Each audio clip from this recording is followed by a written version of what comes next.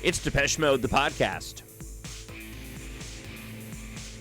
Welcome, devotees. I am your host, Jon Justice. Glad you're with another episode this week. If you are new to Depeche Mode, the podcast, I hope you will follow my page up on YouTube so you never miss another episode, or if you found this, whatever podcast platform you happen to be enjoying the show on. As always, you can email me, TalkShowNerd at gmail.com, and if you are enjoying this up on YouTube, you can go ahead and leave a comment there, and we'll share them on next week's episode. Got a lot of email this week we'll be going through.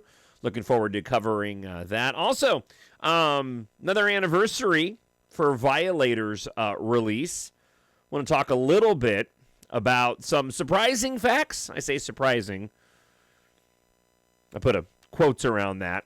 About Depeche Mode's Violator. We'll run through this list from the website That Eric Alter. Some of this I think we've all already heard before regarding Violator, but others I was less familiar with. So we'll get to that a little bit later on in the episode before your listener feedback. Let's start here, though. So with finding this article about Violator, it got me thinking. Much has been made in the first half of the band's career of the choices made by Depeche Mode to change up their sound from album to album. We have the lineup changes influencing A Broken Frame over Speak and Spell, especially with Martin taking over the sole songwriting duties, at least for a few decades, right? The further advancements in sampling on Construction Time Again, the continued maturity of Some Great Reward, which manifested into the dark turn of the masterpiece that is Black Celebration. Music for the Masses takes things to another level, establishing the band further in the mainstream, leading to the popularity apex of Depeche Mode with the release of Violator, and more on that later on in this episode. Now, the inclusion of Flood as a producer, bringing the electro blues forward, more so on Songs of Faith and Devotion, but clearly there on Violator.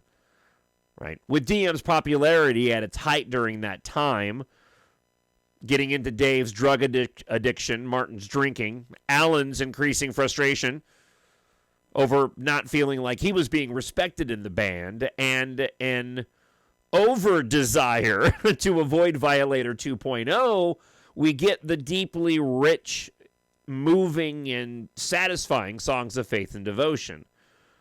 Of course, after that, Dave begins to recover. Alan leaves the band. Probably should reverse that order. Alan leaves the band. Dave eventually begins to recover from his drug addiction. And now we have Depeche Mode in transition once again with Ultra, an album that honestly never should have happened, and yet proved the band could press on without Alan's input. A subtle combination of everything that came before Ultra is really a triumph on every level.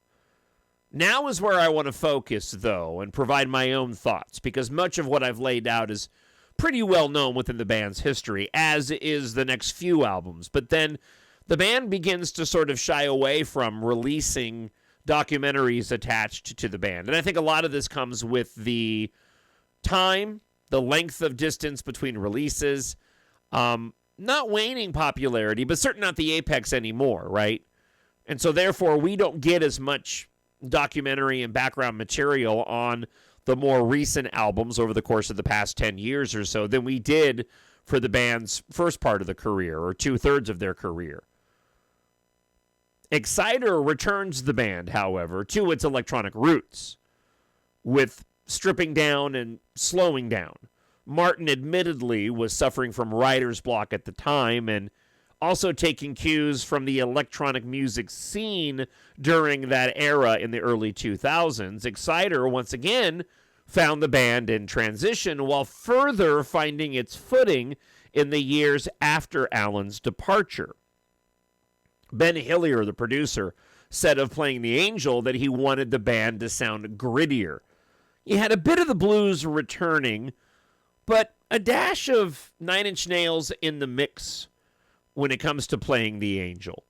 We're kind of left with a bit of a hybrid between Ultra and Exciter with just a dash of Black Celebration. And this is all subjective based off of your view of that album, right?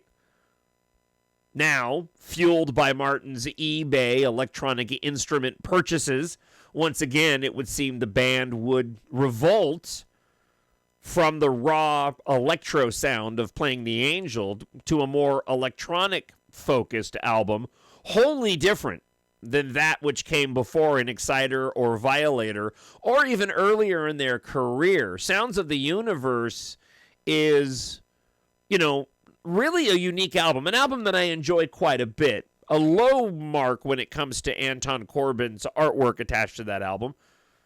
Oddly, I feel like that album would have been better accepted if it hadn't been for Anton Corbijn's weird artwork with just the bars and all that. It didn't seem very inspired at the time, but certainly influenced by the purchases of Martin's keyboards, electronics, and MIDI.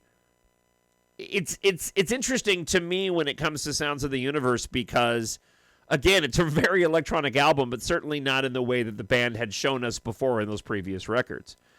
An album that I believe could have possibly been a classic, where we go to next, if it hadn't been for the dramatic changes from the original demos. We get Delta Machine.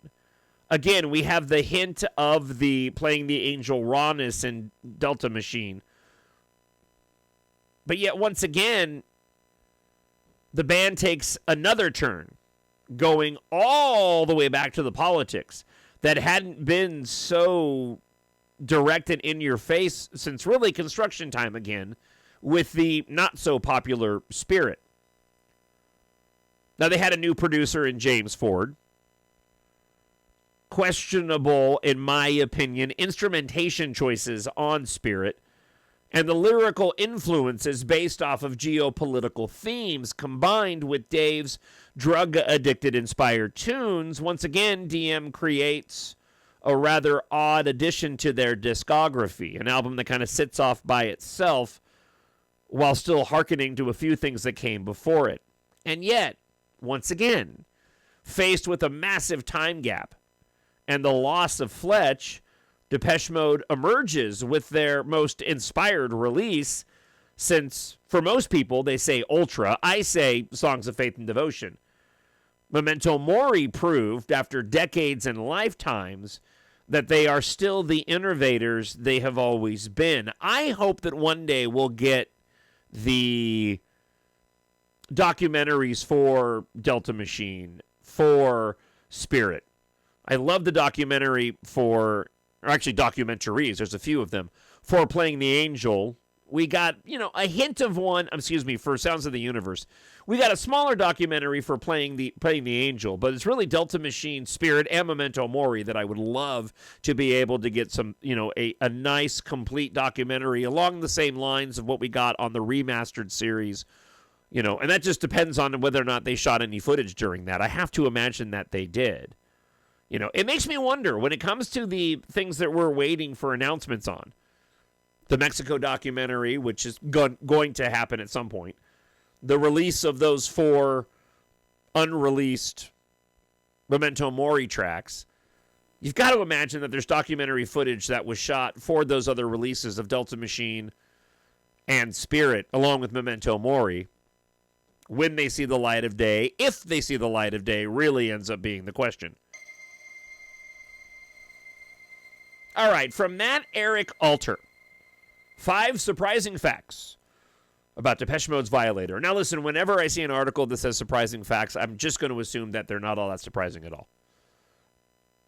And that seems to be the case when it comes to the 5 surprising facts, except for one that I wasn't aware of. But let's run through them anyways, okay? Number 1, Enjoy the Silence was originally a ballad. Yes, we all know that. Martin Gore originally wrote it as a soft, stripped-down piece. Alan convinced the band to rework it into something up-tempo That decision not only transformed the track, but also became a defining moment for Violator. Number 2 on the list, Personal Jesus, was inspired by Priscilla Presley's memoir, also very well known. It wasn't just a catchy blues-infused departure from the band's usual synth-pop sound. It was also deeply rooted in personal inspiration. Martin Gore read Elvis and Me, Priscilla Presley's memoir about life with Elvis, and was struck by the idea of a lover being idolized as a godlike figure. That theme turned into one of the most recognizable Depeche Mode songs ever, with a riff that has been covered by the like of artists like Johnny Cash, which we've talked about extensively, Def Leppard, and Marilyn Manson. Number 3. Now, everybody may not be aware of this one. I was aware of this one, that the album title was a joke. According to Martin Gore, the title was a joke, an ironic nod to the over-the-top tough guy imagery of rock and metal bands at the time. They wanted the most absurdly dramatic title they could come up with, fully expecting people to misunderstand the humor. It turns out the joke was on them. Violator became their most critically acclaimed and commercially successful album. And listen, it's an incredible title. It really is. It speaks to the ambiguity of the band in and of itself and Martin's songwriting. All right, I'm going to jump to 5 before I get to number 4, because number 4 was the one that I was not aware of. Number 5 was Flood helped redefine Depeche Mode's sound. Before Violator, Depeche Mode's albums were produced in a meticulous and heavy programmed way. For Violator, they brought in Flood, who encouraged a more spontaneous approach. Instead of the rigid pre-production sessions, Flood pushed the band to experiment in the studio, layering in live instrumentation and unexpected sonic textures. This freer, more organic method gave Violator its cinematic depth and emotional resonance, setting a blueprint for the band's future work. More than 3 decades later, Violator, of course, remains the defining moment in Depeche Mode's career. So this was the one that I was not aware of, and it came in at number 4 of this list. Over 100 different riffs were tested for Policy of Truth. Now, I was aware via the documentary in the making of Policy of Truth and sort of how it was constructed, but I had never heard that fact specifically. The article says, while Policy of Truth stands out as one of Violator's most polished and hypnotic tracks, the process of perfecting it was anything but smooth. Alan Wilder revealed that the band experimented with over 100 riffs before finally setting on the now iconic slide guitar melody. They even recorded multiple versions of the track at different studios, constantly reworking it until they landed on the perfect groove. The result, a track that remains a staple in Depeche Mode's live shows to this day. So, I feel free to reach out to me if you are aware of that fact, and 2, if any of those other versions actually exist, because I'm certainly not aware of them. All right, TalkShowNerd at gmail.com. That is the email address, or you can leave a comment up on YouTube. Got a lot of your listener feedback this week that we'll dive into. First off, let's hear from Greg in Hungary, who says, I found your podcast not long ago, and listening to the last episode inspired me to put together my dream set list of tracks they've never played live. It's 22 tracks, which seems reasonable and filled with some instrumentals. Dave is getting up there in age after all. So, if any of these tracks ended up being played live at some point, please, by all means, let me know. I'm looking at the list here, and I don't believe they have, but perhaps they did. So here's his list of his 22 dream set list of tracks never been played live. Zen Station, Painkiller, Ghost, Sea of Sin, Stories of Old. I have a hard time believing they never played that live. Light, Slow Blow, Collide. Well, Collide I'm immediately going to take out of the list because it was used for the opening on the Violator tour. Free State, The Love Thieves by Martin, Shine by Martin, The Darkest Star, Head Star, Dangerous, People Are Good, Dirt, Corrupt. Can you imagine if the band went on tour and actually did that set list? For the encore, Use Link, I Am You, I'm down with that. To Heaven to Hold, again, never performed live. My Joy, my man. And Oh Well.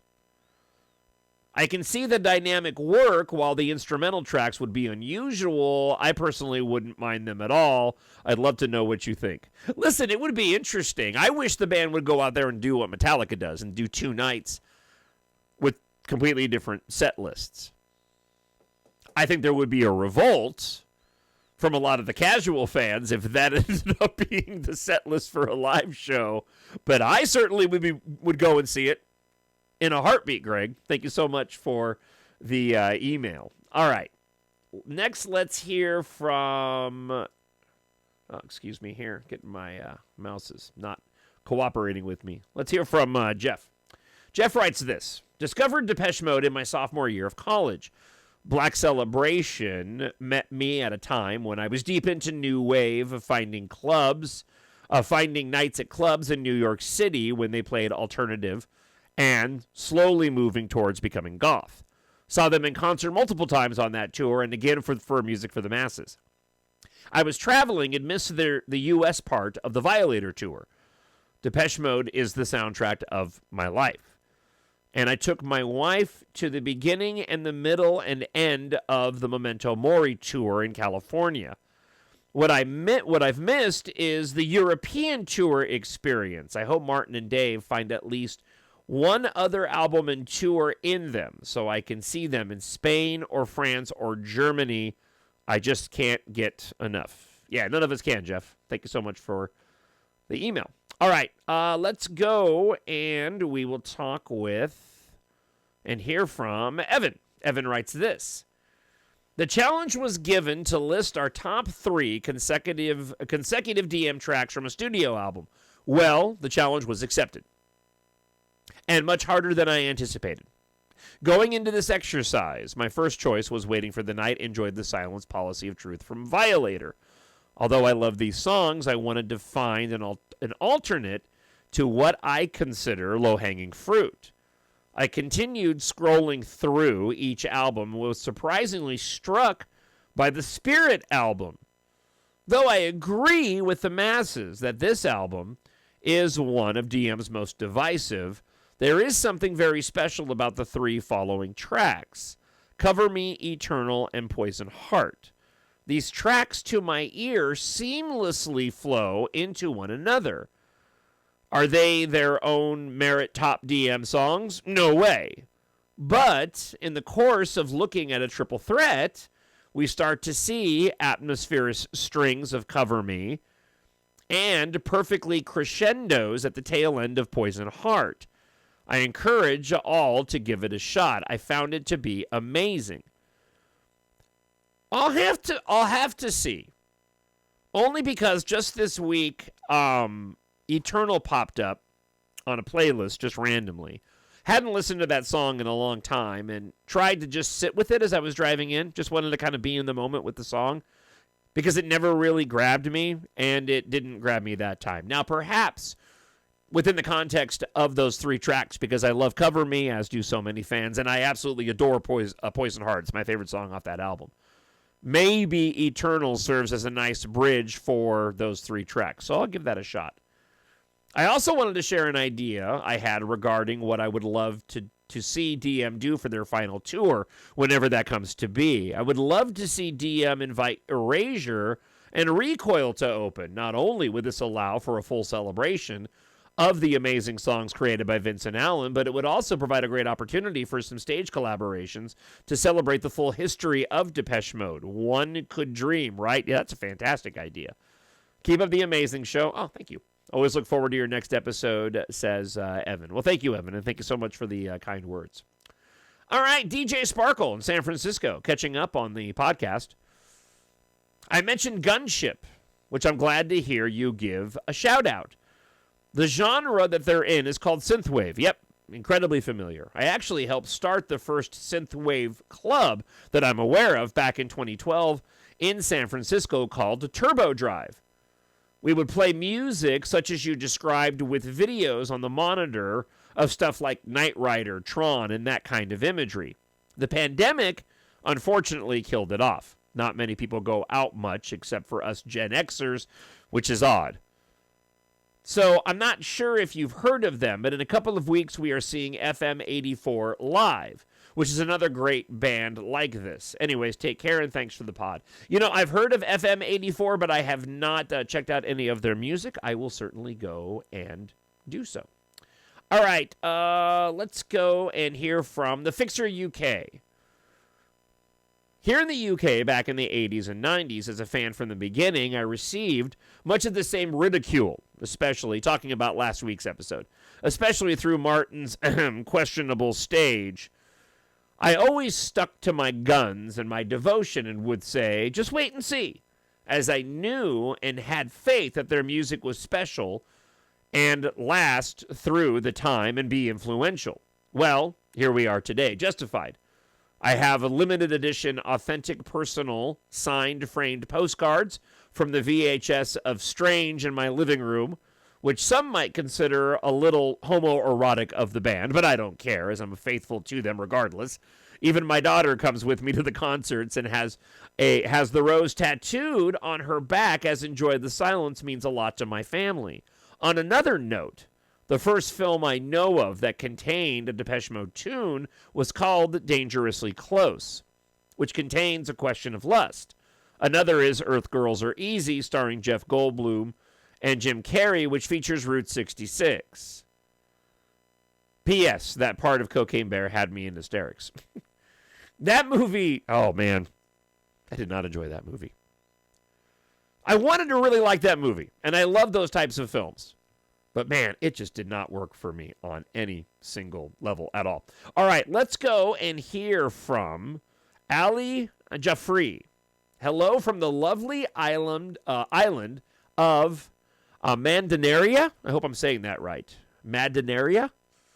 I loved hearing about your Depeche Mode fandom experience from the 80s. It reminded me of my own journey with the band. I discovered them in 1987 when Anton Corbin's Strangelove video captivated me at 15 for a lot of reasons. I hadn't heard anything like it before. It mesmerized me. I recorded it off the radio and listened to that one song repeatedly on cassette. After buying music for the masses, I still didn't register DM as purely electronic. They've always sounded like a rock band that just happens to use electronic instruments. I was heavily into rock and metal music, and all my friends ridiculed my Depeche Mode fandom, mocking Dave Gahan's camp theatrical stage presence and Martin Gore's goth punk bondage outfits. They looked too gay doing that thing with my fingers. The real irony was when I played bass and composed songs for my rock band, I channeled pure Depeche Mode, their dark melodies, moody atmospherics, and melancholic themes into everything I wrote. These same rock purist friends who constantly mocked Depeche Mode would enthusiastically praise my compositions, completely oblivious that they were essentially falling in love with Depeche Mode's musical DNA. I never let them in on the secret. I've never really had any friends who appreciate Depeche Mode until I met the girl of my dreams, who had also fallen in love with the band through Strangelove. We recently celebrated 22 years of marriage. Congratulations! We also finally saw DM for the first time on the amazing Memento Mori tour, and our first time surrounded by fellow DM fans. A true bucket list for both of us. That's awesome. Love the podcast. Love DM. We are all in the cool club. Ali Jaffrey. Well, thank you. That was a fantastic story. I really appreciate that, Ali. Sherry Bell, 1501, writes, Hey, John, loved hearing how being a fan made you feel like you were in a secret elite club. As an adult, don't you kind of feel like a proud papa whenever people talk about how phenomenal the band really is and they have accomplished? Oh, absolutely. I feel the need to tell others how amazing I think they still are and how precious they are to their fans. What an amazing club to be in. Much love to you and all the fans out there. Thank you, Sherry Bell. Michael Tennant, friend of the show, says, I think I would agree that Black Celebration takes the cake. I would also say that a pain that I'm used to through Suffer Well would be my my choice for second best. Matt's from Music writes this. A longtime fan of this band, I will always find the years up to Violator very special. A lot changed with Violator, and I don't mean for the worse necessarily, but they just became a different band somewhat. Going to their live shows during that time was just incredible. Literally every single person was dressed in black. I remember the tour of 1984 especially being a wild experience. Watching this band walk on stage in leather clothes, armed with sledgehammers and steel pipes, start bashing metal on high volume to a throbbing light show was something else. Gradually, Depeche Mode has become more radio-friendly and normal over the years, and that's fine, but it's hard to describe how special it was back then. Thank you, Matt. And lastly, David Stedman 2020 writes this. Hey, John, you may or may not be aware, but on Radio 6 in the UK, they are having a deep dive into Violator on its 35th anniversary coming up on this Friday, the 7th. It's a great radio station that honors a lot of music, new and old, David. Thank you for the heads up, David. And again, Radio 6 in the UK coming up on Friday, as this is being recorded on Thursday, the 35th anniversary of Violator. Just absolutely incredible. Listen, that wraps up the show for this week. Thank you so much for checking it out. I appreciate it. Before I let you go, you love Depeche Mode, but if you also like to read science fiction, treat yourself or a family member to science fiction and support my nerd world and the podcast that I produce while you're at it. It's a 7-book series. It's called EMBARK. After Earth faces its end, you'll follow pilots Taft, Keitha, and their crew on a journey of survival across the galaxy as they fight for humanity's future among the stars. Again, 7 books in all, tells the entire story.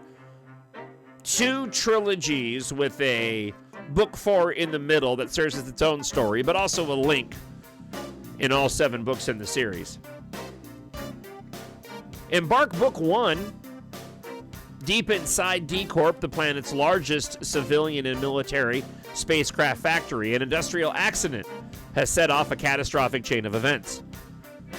As D-Corp's ruthless leader attempts to exploit the chaos and seize control, the ragtag crew of the Anniversary discovers a mysterious device of unimaginable power. Now it may fall to a stargazer, a brilliant pilot, a battle-hardened soldier, a tech geek, and a ship whisperer to save Earth's evacuees from annihilation if they can survive the apocalypse first. Do not miss out on this fun, fast-paced, action-packed, epic science fiction adventure without agenda. A lot of references to Depeche Mode in the stories as well. The main protagonist is actually a massive Depeche Mode fan. If you like science fiction and you like it to be epic, filled with romance, really cool technology, amazing action sequences, EMBARK is perfect for you. Written for adults, but great for ages 11 plus. Pick up EMBARK Book 1 today. Available in hardcover, paperback, audiobook, ebook, and free on Kindle Unlimited. Just head over to Amazon.com and search for EMBARK and Jon, Jon Justice. Thank you so much for checking out this week's episode. I'll be back again next week. I look forward to hearing from you. Until then, I hope wherever you are, you're happy, you're healthy, and you're safe. Bye. God bless. Hello, this is Martin Gore from Depeche Mode. Hi, this is Dave Gahan from Depeche Mode, and you are listening to Depeche Mode, the podcast.